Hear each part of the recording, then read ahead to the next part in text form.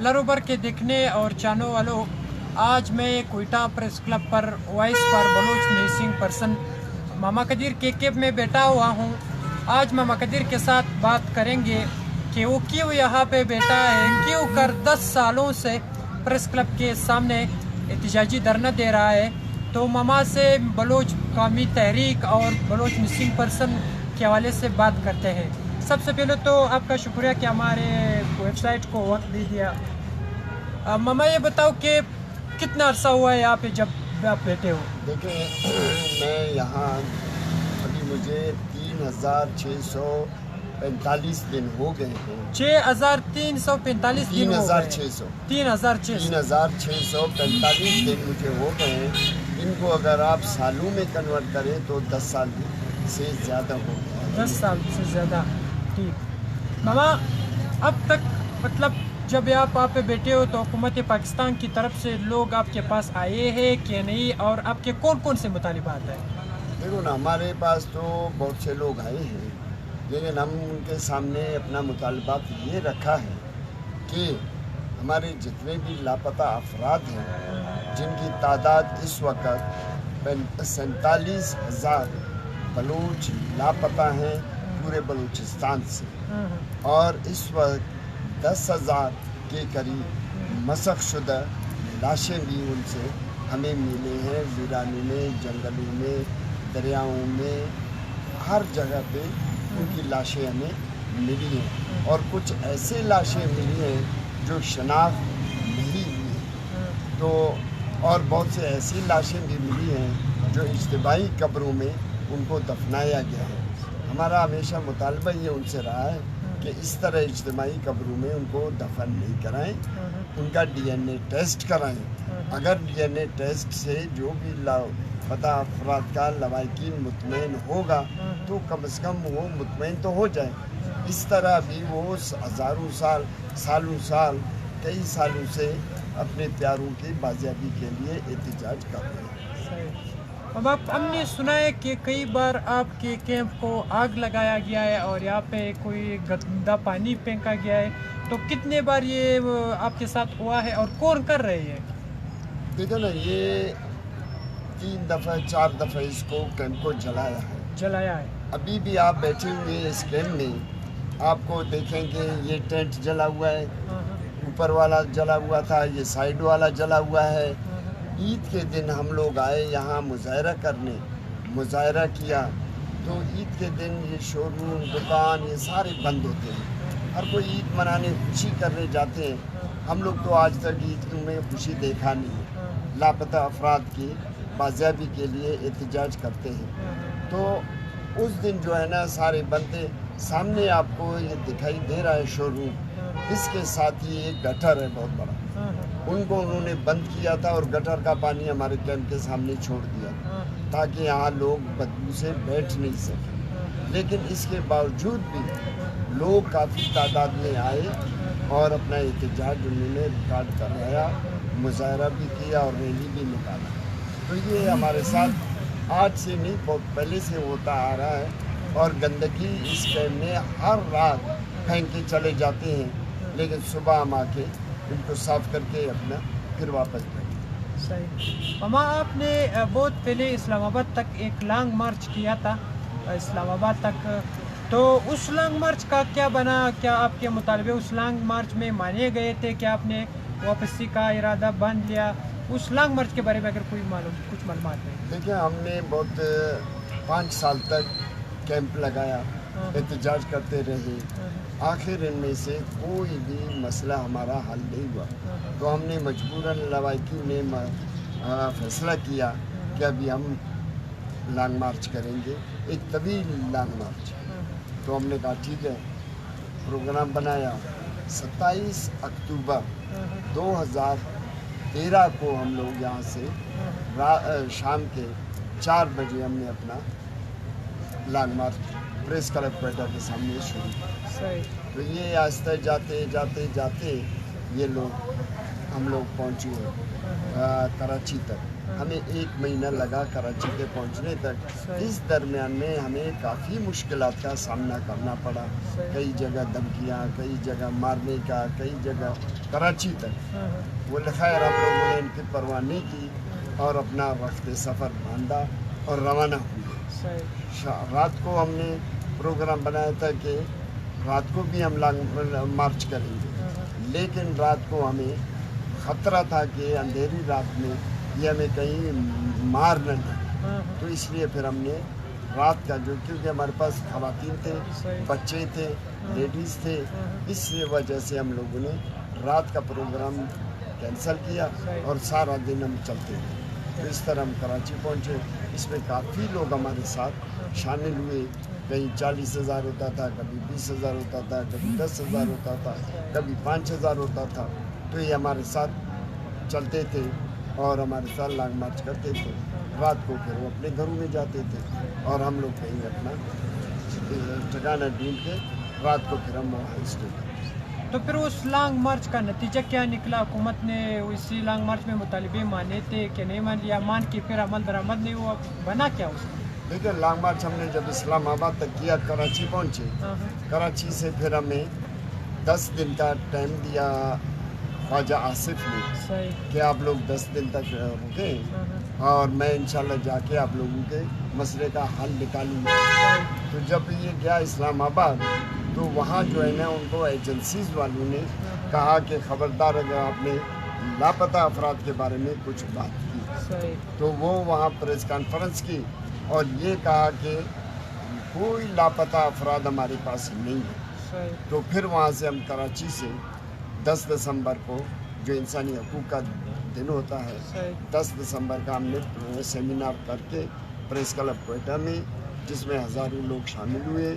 دوسرے دن ہم نے وہاں سے 11 تاریخ کو اپنا سفر پھر باندھا اسلام آباد کی طرف. تو اسلام آباد گئے, وہاں جو راستے میں ہمارے ساتھ ہوتا رہا, ٹرک کے ہمارے اوپر چڑھائے گئے, ویسے گولیاں چلائی گئی, دھمکیاں دی گئی, لیکن ہم نے ان کی پرواہ نہیں کی اور چلتے رہے. اسلام آباد پہنچے تو وہاں ہمارا مطالبہ یہ تھا کہ ہم اقوام متحدہ کے آفس میں دھرنا دیں.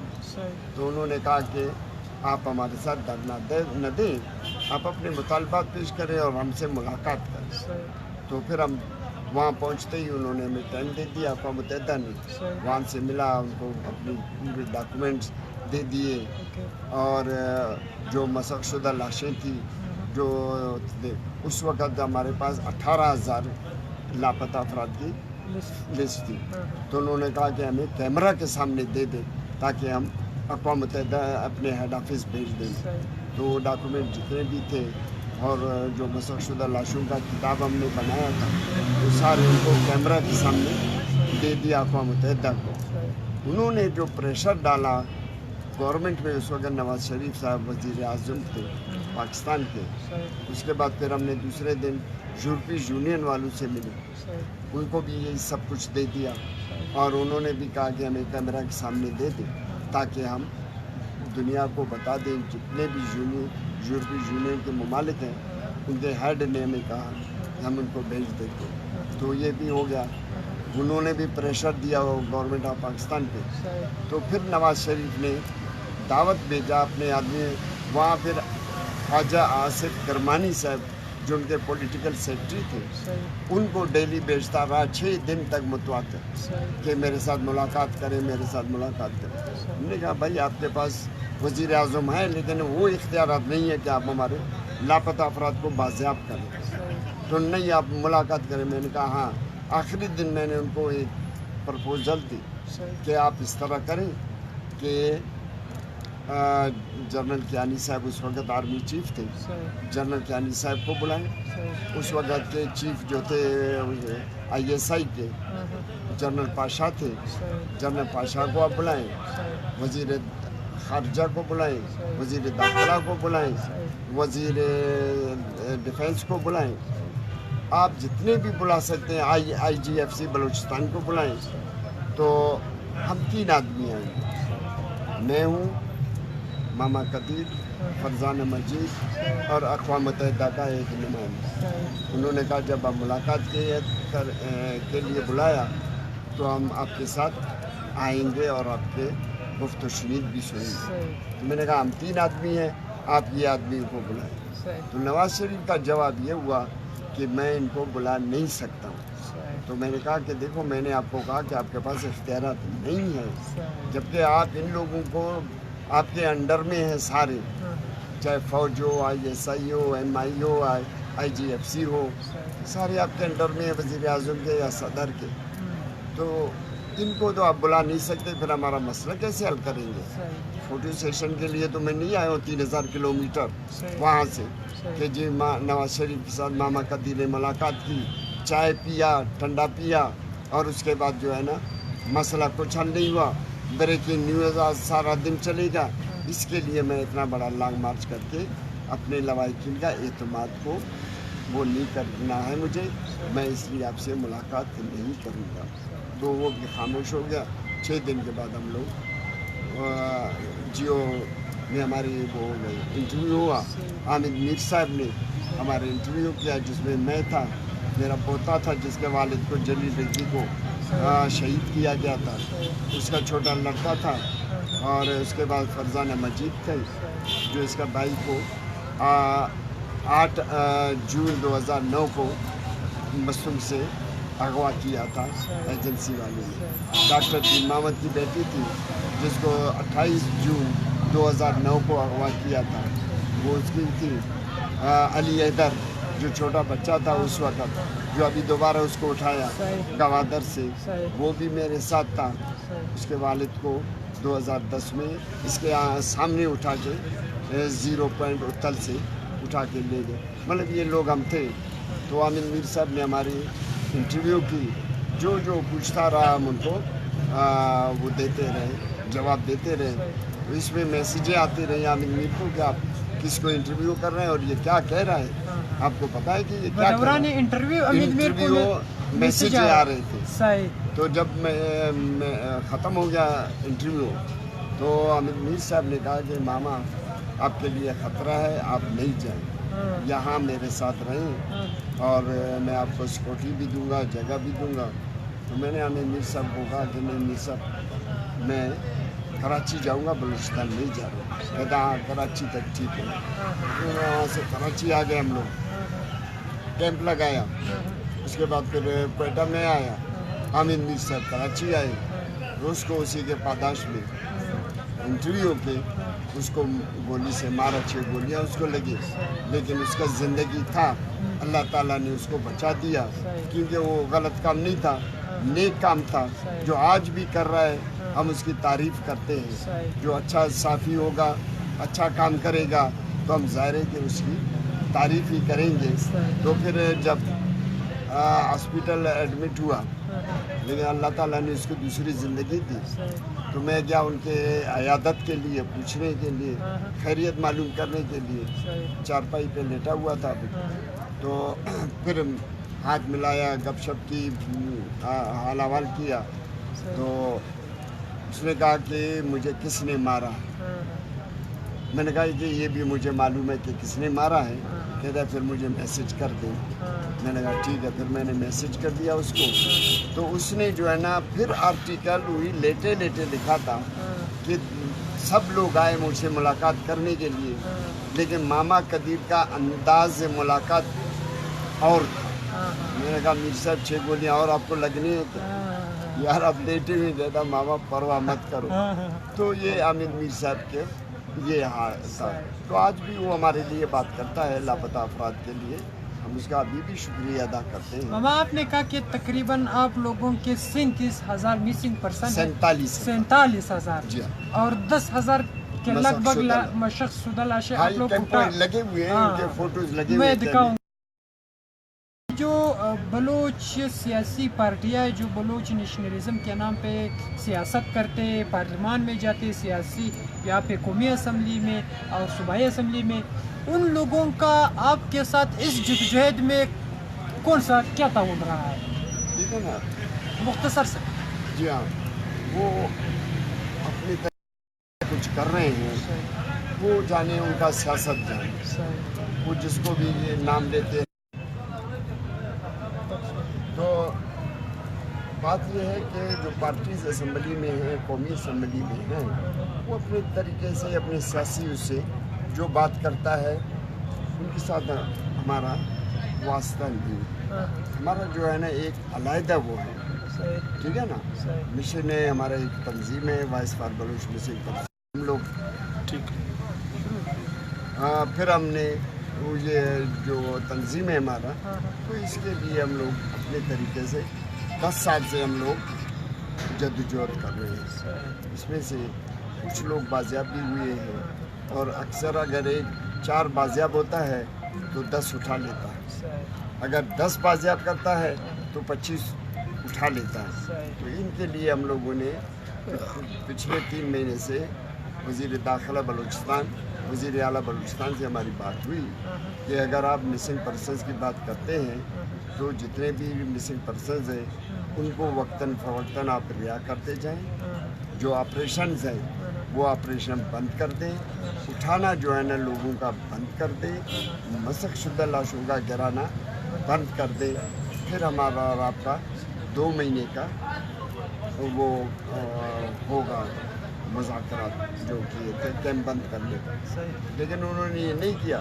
ہم نے دوبارہ اپنا کیمپ جاری رکھا. ماما، پاکستان میں ایک نئی تحریک ابھری ہے، پشتونوں کی ایک تحریک ہے PTM کے نام سے، جس کا لیڈرشپ یا اس کا چیئرمین جو ہے صدر منظور احمد پشتون نامی ایک شخص ہے. اس کے بارے میں آپ کا کیا خیال ہے؟ دیکھیں نا، وہ بھی ہماری طرح ایک مظلوم ہے. ان کے ساتھ بھی ہماری طرح بہت زیادتی ہوئی ہے. ہم تو یہ کہتے ہیں کہ پشتون، بلوچ، سندھی، یہ سب کے ساتھ زیادتی ہوا ہے اور ہو رہا ہے. جس طرح میں نے آپ کو کہا کہ بلوچوں کے 47,000 لاپتہ ہیں، تو اسی طرح 35,000 اس وقت پشتون لاپتہ ہیں، اور کچھ کے بہت سے ایسے سینکڑوں میں، ہزاروں میں ان کی بھی لاشیں ملی. تو انہوں نے وہاں اپنا تاریخ شروع کیا ہوا ہے، اور ہم لوگ 10 سال سے یہ لگے ہوئے ہیں. ویسے ہمارا تو 1948 سے لے کے آج تک ہمارے ساتھ یہ ہوتا رہا، لیکن ہمارا کوئی اس طرح کا تنظیم یا گزرے ہوئے لوگوں نے نہیں بنایا تھا، اور ایسی چیزوں کو انہوں نے اجاگر نہیں کیا تھا. جب ہمارے سر پہ آ گیا تو ہم لوگوں نے ایک تنظیم بنائی، وہ بھی صرف لوائقین کی، باقیوں کا نہیں. اس وقت میرا لڑکا جلیل ریکی کڈنیپ تھا، اٹھا کے لے گئے تھے. ISI والے ہمارے سامنے اٹھا کے لے گئے دن کے 3 بجے 13 فروری 2009 آپ کا بچہ تھا لڑکا جلیل ریکی، پھر شہید ہو گیا. شہید کا 3 سال کے بعد. اس کا کوئی تصویر ہے؟ ہاں بالکل ہے، یہ سامنے ان کا تصویر لگا ہوا ہے. وہ تصویر جی میرے اسکرین میں اگر دکھا جائے ناظرین، یہ جو کونے میں ہے شہید میر جلیل ریکی بلوچ، یہ ماما قدیر کا بیٹا ہے جو اس جدوجہد میں شہید ہوا ہے. جی ماما، آپ اپنی بات کو جاری رکھیں. تو اس کو اٹھا کے لے گئے. 3 سال تک یہ ان کے عقوبت خانوں میں رہا. 3 سال تک 3 سال ان کا مسخ شدہ لاش مجھے دے دیا. اس وقت بھی میرا کیمپ تھا، جدوجہد میرا جاری تھا. ٹھیک. ہاں، تو پھر منظور پشتین کا بھی یہی ہے، جو بلوچوں کا ہے یا سندھیوں کا ہے، تو پٹھانوں کے ساتھ بھی زیادتی ہے. یہ 3 قوم اس وقت مظلوم ہیں، غریب ہیں. ان کے ساتھ کافی زیادتیاں ہوئی ہیں، آج سے نہیں، سالوں سے. چاہے پشتون ہو، چاہے بلوچ ہو، چاہے ہاں. تو منظور پشتین